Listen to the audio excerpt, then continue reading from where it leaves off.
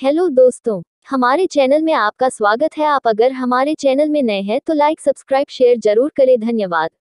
हम सभी ऋषि मार्कंडेय के बारे में तो अवश्य जानते हैं, किंतु उनकी आयु के बारे में कम लोग जानते हैं।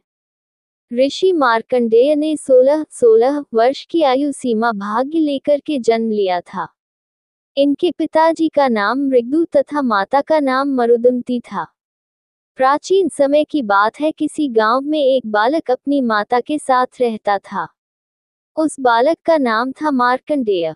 वह बालक तथा उसकी माता दोनों शिव जी के अनन्य भक्त थे। बालक बचपन से ही अपनी माता को पूजा करते हुए देखता। पूजा करने के बाद वे दोनों गायों को चराने जंगल जाते। यह उनका प्रतिदिन का कार्य था। एक दिन की बात है, मार्कंडेय अपनी माता के साथ जब जंगल से लौट रहा था तो उसने देखा कि उस प्रदेश के राजा शिवजी के एक बहुत बड़े अनुष्ठान का आयोजन करवा रहे हैं। बालक ने अपनी मां से इस आयोजन के संबंध में पूछा तो उन्होंने बताया कि पुत्र, हमारे राजा भगवान शिवजी का रुद्राभिषेक करा रहे हैं। इस पर उसने अपनी मां से कहा कि मैं भी यह रुद्राभिषेक करूंगा। माँ बोली, बेटा हमारे पास इतना धन नहीं है। ऐसा कहकर वे दोनों घर लौट गए। अब बालक मार्कंडेय थोड़ा बड़ा हो गया था तथा अकेले ही गाय को चराने जंगल जाने लगा।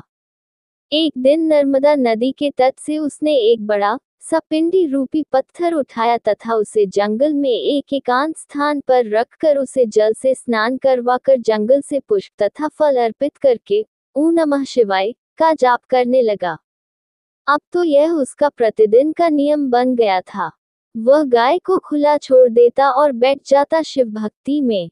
एक दिन उसकी गाय एक किसान के खेत में घुस गई। उसने मार्कंडेय की मां से शिकायत कर दी।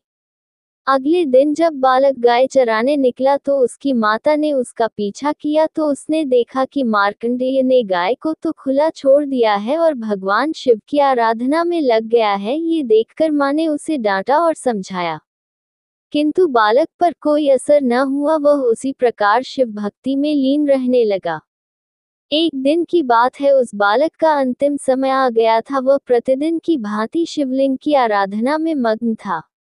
अचानक वहां यमराज प्रकट हो गए, जिन्हें देखकर बालक डर गया। उसने यमराज से उनके बारे में पूछा तो उन्होंने अपना प्रयोजन उसे बताया कि हम तुम्हें लेने आए हैं, तुम्हारी मृत्यु का समय आ गया है।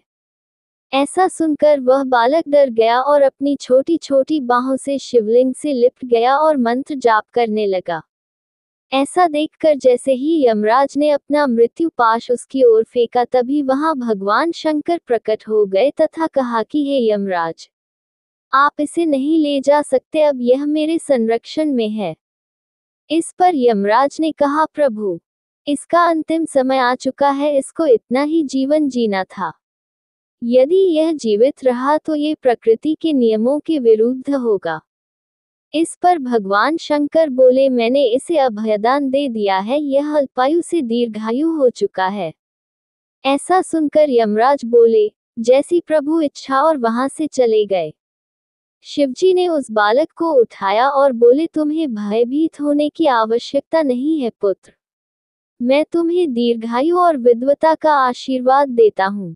जब बालक ने उन्हें देखा तो उनके चरणों में गिर पड़ा। शिवजी ने उसे उठाया और पूछा, कोई वरदान मांगना चाहते हो तो बोलो।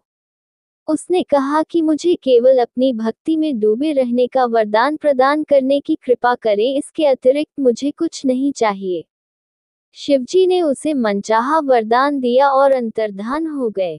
ये बात उसने आकर अपनी मां को बताई तथा देखते ही देखते वह अपने नगर में प्रसिद्ध हो गया। आगे चलकर वही बालक शास्त्रों का बड़ा ज्ञाता बना तथा श्री मार्कंडेय पुराण की रचना की।